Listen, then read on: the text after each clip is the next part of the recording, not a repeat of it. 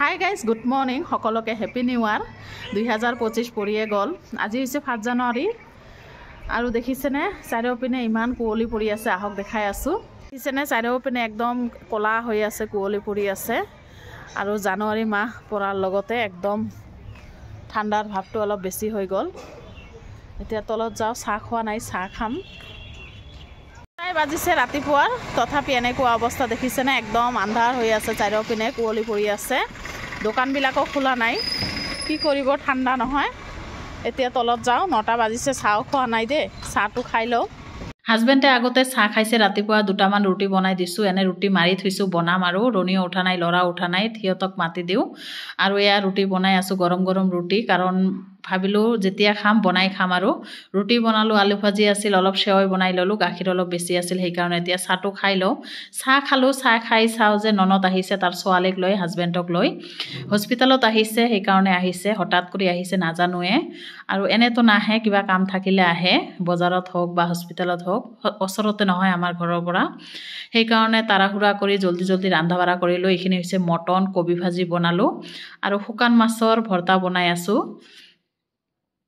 এতিয়া শুকান মাছৰ ভৰ্তাটো নহয়, ননদটোই মানে কৰি দিব, তাই ক'লে ময়ে কৰি দিওঁ। তাৰ হাজবেণ্ডক ভাত খাব দিলোঁ, মানে জলদি জলদি কৰি সোনকালে ৰন্ধা বঢ়া কৰিলোঁ ইহঁতৰ কাৰণে, বেছি দেৰি নকৰে নহয়। এয়া ননদটো শুকান মাছৰ ভৰ্তা বনাই আছে। ৰন্ধা বঢ়া হৈ গ'ল, আকৌ ভাবি আহিছে।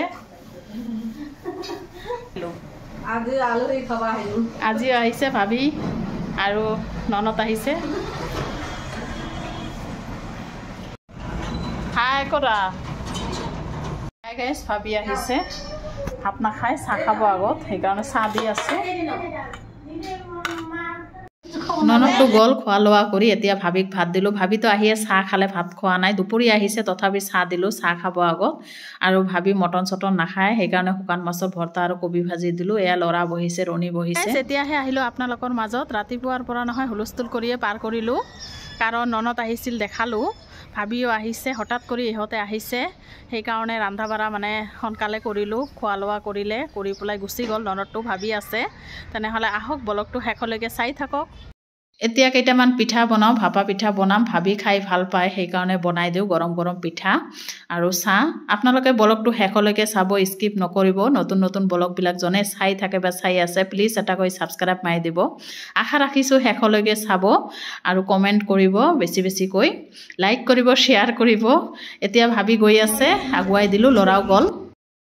আবেলি চাহ খালোঁ, ভাবিৰ লগত দেখালোঁ, পিঠা দি চাহ খালোঁ।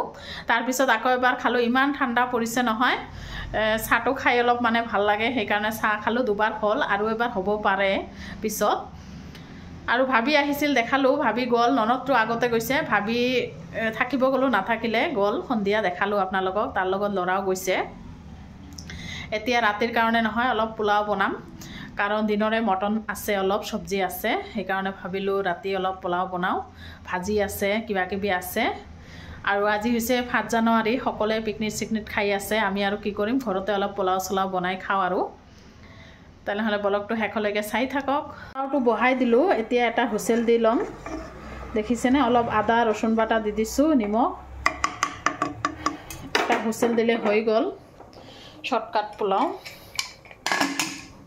হৈ গ'ল, এটা হুইচেল দি ল'লোঁ। আৰু ইপিনে মটন, দিনৰে মটন আছে, মটনটো গৰম দি ল'লোঁ। ৰাতি নহয়, আকৌ হাজবেণ্ডে ব্ৰইলাৰ মাংস লৈ আহি আছে, কেতিয়া আনে দেখাম বাৰু।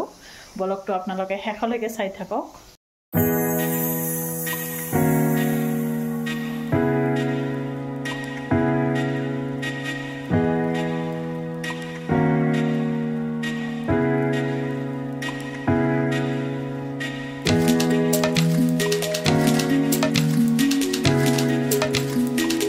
আপোনালোকক ক'লোৱে, হাজবেণ্ডে ব্ৰইলাৰ মাংস লৈ আহিব, লৈ আহিছে। এতিয়া ধুই চুই ল'ম, বনাম আৰু অলপকৈ। এইটো ল'ৰাৰ কাৰণে মানে অলপ মছলা দি ভাজি আছোঁ।